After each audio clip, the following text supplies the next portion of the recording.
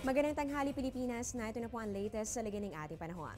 Ayon po kay Pag-asa Weather Forecaster Meno Mendoza, sa labas po ng Philippine Area of Responsibility, wala naman po tayong nakikita o namamataan na sama ng panahon o bagyo na posibleng makaapekto dito sa ating bansa sa mga susunod na araw. Kahit po ito nakikita po natin dito, yan po yung bagyong Dolphin na binantayan po natin itong mga nakalipas sa araw. Hindi na po yan papasok pa dito sa ating boundary. Pero syempre, panatilihin pa rin po natin ang pagmumonitor sa tulong po yan ng Pag-asa. Sa araw na ito, patuloy naman sa pagiging dominant weather system itong ridge ng high pressure area. Umaabot pa rin yan, particular na dito sa may Luzon area. Ay naman po sa Pag-asa, inaasahan naman po natin ang pagkakaroon ng generally fair weather sa malaking bahagi ng Pilipinas. Ibig sabihin po nito, makakaranas po tayo ng bahagya hanggang sa maulap na kalangitan at meron pa rin po chances ng mga pulupulong pagkidlat, pagkulogo, isolated thunderstorms, lalong-lalo na po yan pagsapit ng hapon o kaya naman ay sa gabi. Samantala, mga tips ngayong tag-init, alamin po yan sa aming pagbabalik.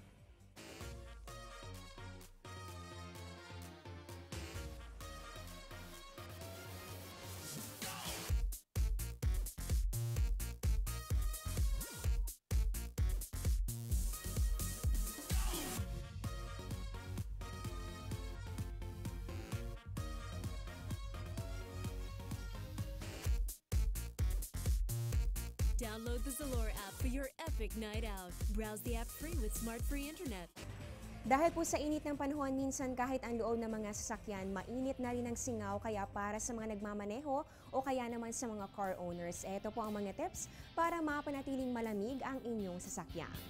Una po dito, panatilihing malinis ang inyong sasakyan. Next, iwasan po ang tailgating o huwag pong dumikit o tumutok sa nauunang sasakyan. Iwasan din po ang paggamit ng oil-based air freshener. At kung maaari, iwasan din po ang pagparada sa matatarik o matataas na lugar. At panghuli po sa ating tips, laging paandarin ang inyong air conditioning unit ng inyong sasakyan. At ilan lamang po ang mga tips sa ito para hindi lang po kayo ang cool, kundi pati na rin ang inyong sasakyan.